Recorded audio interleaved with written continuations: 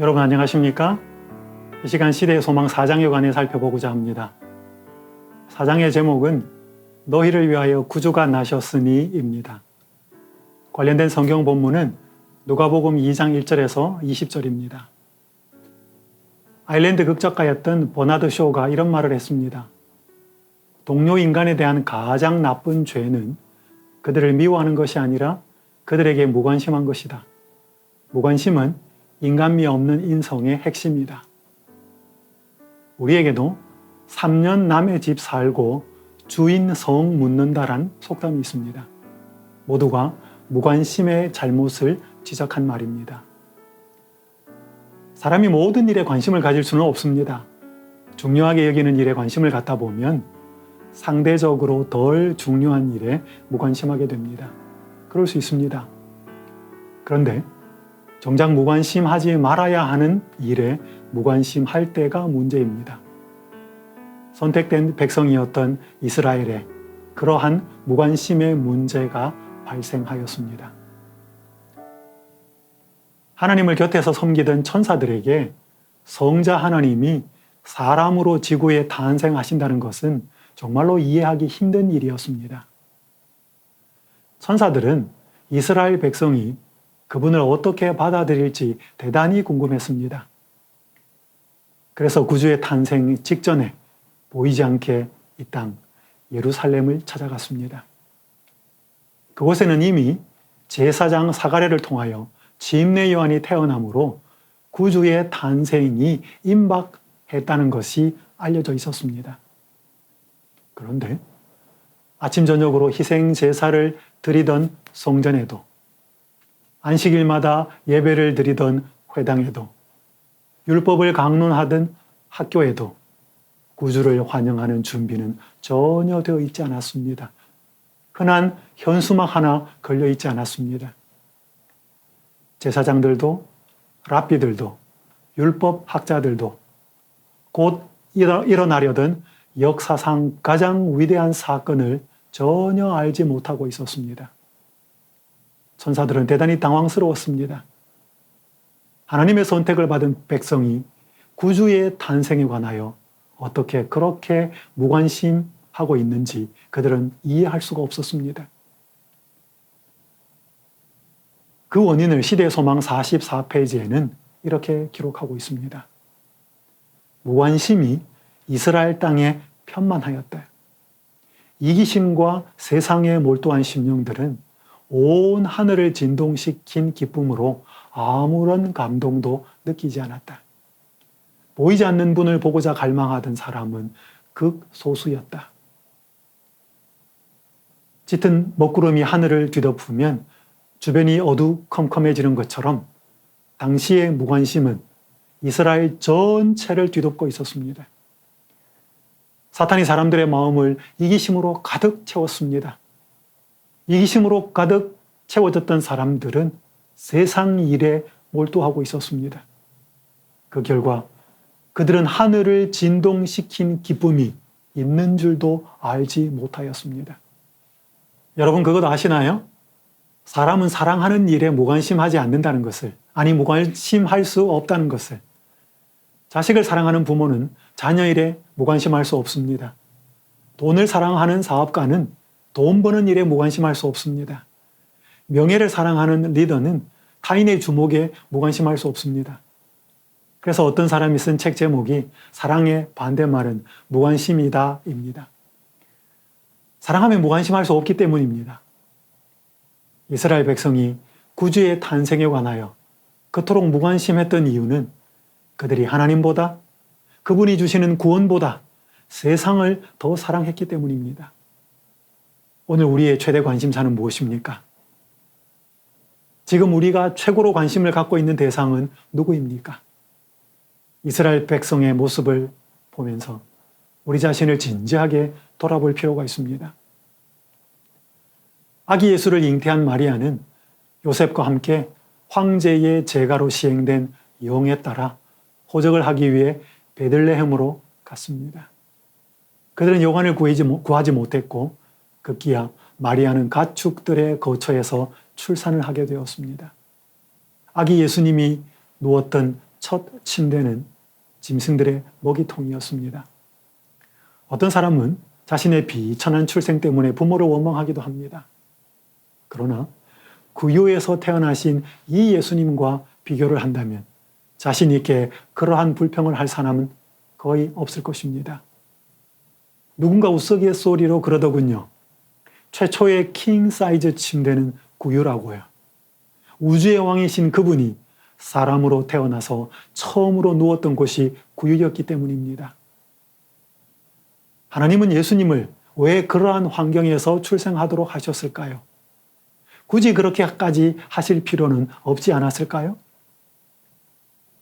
시대소망 43페이지는 이렇게 기록합니다. 영광의 왕께서 자기를 낮추고 인성을 취하셨다. 지상에서 그분의 환경은 거칠고 험악하였다. 그분의 영광이 가려졌던 것은 외양의 위엄이 주목거리가 되지 않도록 하기 위함이었다. 그분은 모든 외적 장식을 피하셨다. 재물, 세상의 명예, 인간적인 위대함은 결코 영혼을 사망에서 구할 수 없다. 예수께서는 어떤 세속적 성질의 매혹물로 사람들을 당신의 편으로 이끌려고 하지 않으셨다. 오직 하늘의 진리의 아름다움만이 그분을 따르고자 하는 자들을 이끌어야 하였다. 예수님이 비천한 환경에서 태어나신 이유는 사람들의 주목을 끌지 않기 위해서였습니다. 만약 그분이 특권을 갖고 태어나셨다면 많은 사람이 주목하였을 것입니다. 하지만 그런 배경은 오히려 예수께서 사람들을 진리로 인도하는데 방해를 줄 것이었습니다. 그래서 예수님은 재물도 명예도 높은 신분도 전혀 취하지 않으셨습니다. 예수님의 이 의도를 재림신자인 우리는 깊이 생각해 볼 필요가 있습니다. 우리가 애써 얻으려고 하는 것이 진리를 소유하는 데 도움을 주는가? 우리가 되고 싶고 이루고 싶은 것이 과연 우리를 예수님께 더 가까이 나가게 하는가? 우리는 깊이 돌아볼 필요가 있습니다.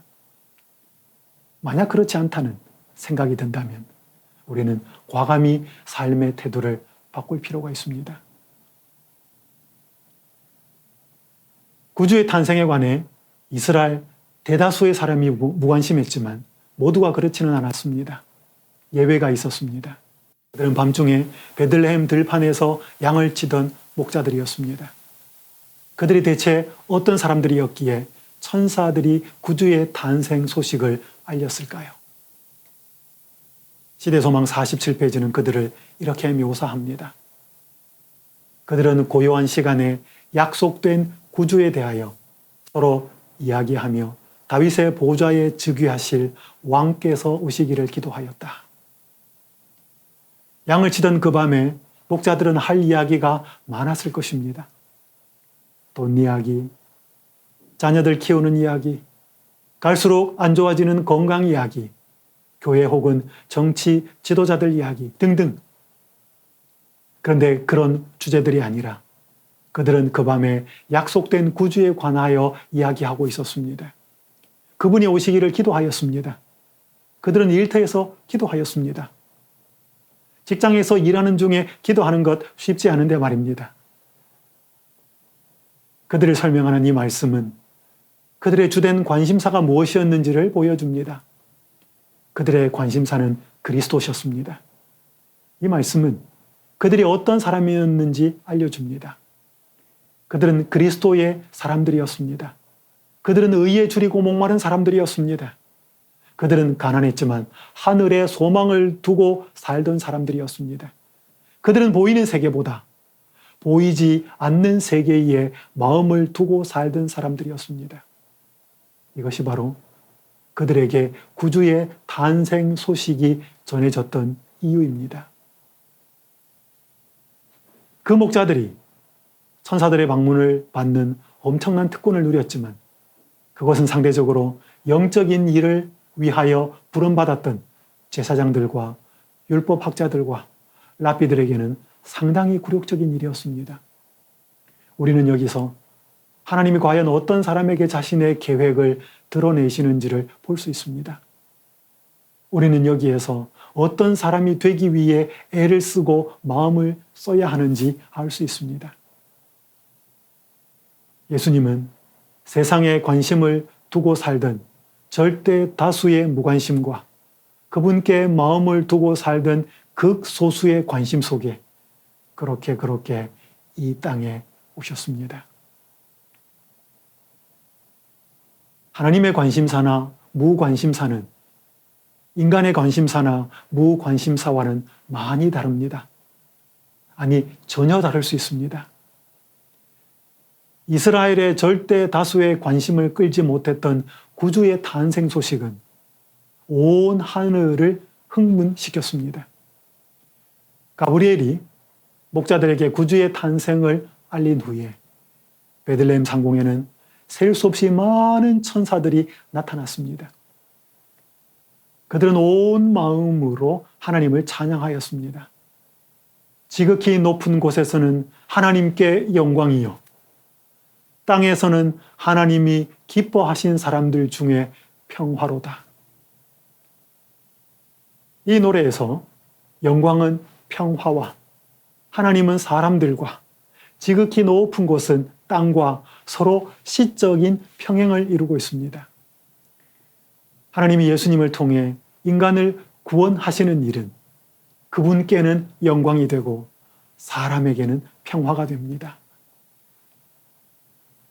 정로의 계단 52페이지에는 이런 말씀이 기록되어 있습니다.